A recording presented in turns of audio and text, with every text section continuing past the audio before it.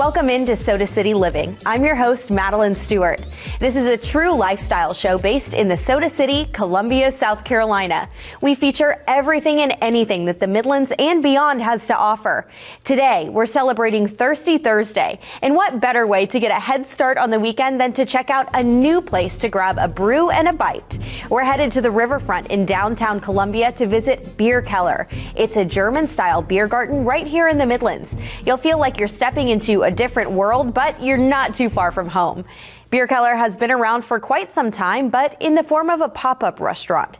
Now they have their own special spot in the heart of Columbia, fit with gorgeous views of the riverfront and plenty of seating. The opening of Bierkeller's restaurant has been long anticipated by many people in Columbia. The owner saw that there was a big demand for German food and beer right here in the Midlands.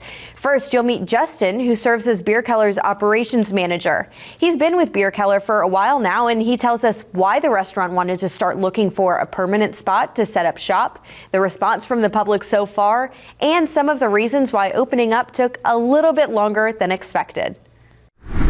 Who knew that right in the middle of downtown Columbia, in the Midlands of South Carolina, it could really feel like you're stepping into a German town? That's because Bierkeller is opening its first permanent location.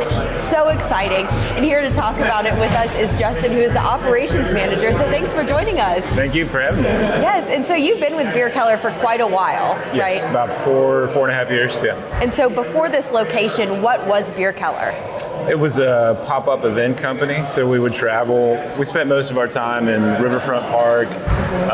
We did some events at the Saluda River Park over there on Candy Lane. And then during the pandemic, we did some smaller events to keep ourselves afloat while everything was going on. So how did the idea come about for a location? Like, hey, maybe we want to settle down somewhere permanently. It was always in the plan. I think Scott, the owner, wanted to test the concept and test the waters and see if there was a demand for what he was trying to create. And clearly there was. And we just kind of took our time figuring out the best place to launch, and that's how we wound up here. Yes, and this location, we've got to talk about it. It's just beautiful because you've got this huge indoor space. So tell us about this. There's obviously seating in here, and then what's behind us? So behind us, we have our service line. So it's divided in half between beer and food. So right now we're pouring two beers, our Keller beer and our Weiss beer, but eventually we'll have 6 on at any given time, but we're just getting brewing underway. Okay. And on the other side of the line, we have our food service area, which is serving a selection of like German staples and a couple lighter things for the warmer weather. Yeah. You can't have sausage and gravy all the time, you know? Right. I mean, yeah. So it's impossible to not talk about the view here, which I think really makes you feel like you're in a German town because we're right on the river, right on the riverfront. So I'm sure that was a big factor in the decision to move here. For sure. There's not a view like this anywhere else in town, especially not a place where you can sit and eat. As everyone who lives here knows, you know, there's not a whole lot of riverfront development, so we hoped that it would bring traffic to the area and maybe spur some other folks in town to maybe look into doing other things with the river. Yeah, and so there, with that beautiful view, of course, there's a lot of outdoor seating as well, and it seems like there's a lot of space for small groups and really large groups. How many people do you think could you fit inside and outside Bierkeller? We have approximately 400 seats outside, plus standing room, and then there's this whole plaza behind me that could fit several hundred other people. And there's about 98 seats, I believe, inside the tap room. Wow. So about a seating capacity of roughly 500. That's crazy. And it is very spacious, but at the same time, feels like kind of a family environment. And I understand private and semi-private events are possible here too. Yes, we have a larger event space actually in our brew house. It's kind of cool. There's a beautiful mural deck there that Shelby LeBlanc painted for us. It's the skyline of the city of Bamberg, where a lot of our recipes and ideas and traditions come from. And then for smaller parties, we section off parts of the beer hall and the area outside the canal.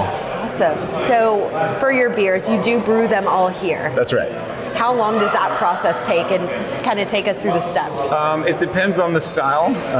We have some beers like our Weiss beer.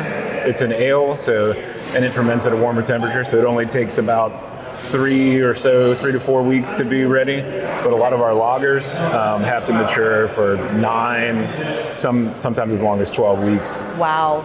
What is your favorite part about being in this location so far? Well, the view is amazing, of course. And really the best thing about it is just seeing all the people in here enjoying what we've done, after all this work of putting this place together. It was incredibly relieving and also exciting to see so many people come support us last week. We were absolutely overwhelmed with the support that we saw. Yeah, and so I understand that actually putting this whole thing together has been quite the process. Why did it take a little longer than expected? Man, where to begin? That's a whole separate interview unto itself. There were several things, mostly later mechanically related. We had some issues getting our boiler operational in time to fire up the brewing system. That was probably the biggest hurdle we had to clear. Yeah. But it's up and running and doing its thing, so Good. The beer is flowing. Good. Is there anything else that you would like people to know, maybe if they haven't been here yet?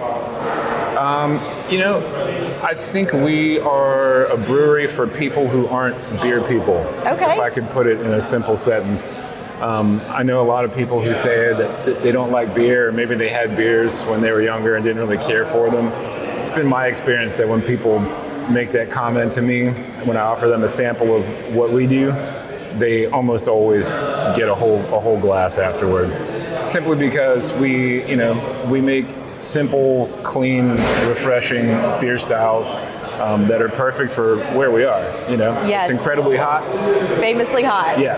And as much as I love IPAs, I'm not trying to dog on IPAs. I love IPAs, but it's hard to sit out in 100-degree weather and drink a 10% IPA or a pastry stout. Yes.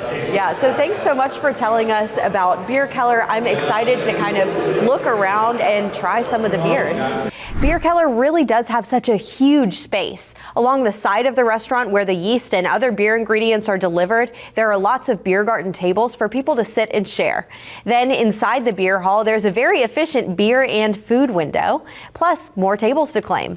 Right outside along the riverfront, you guessed it, more seating. I love that everyone has the opportunity to come and enjoy German culture in an open environment with plenty of space for big groups or small gatherings. But that's not all Bierkeller has to offer. We have to get a look at the food and drinks, of course. That's next on Soda City Living.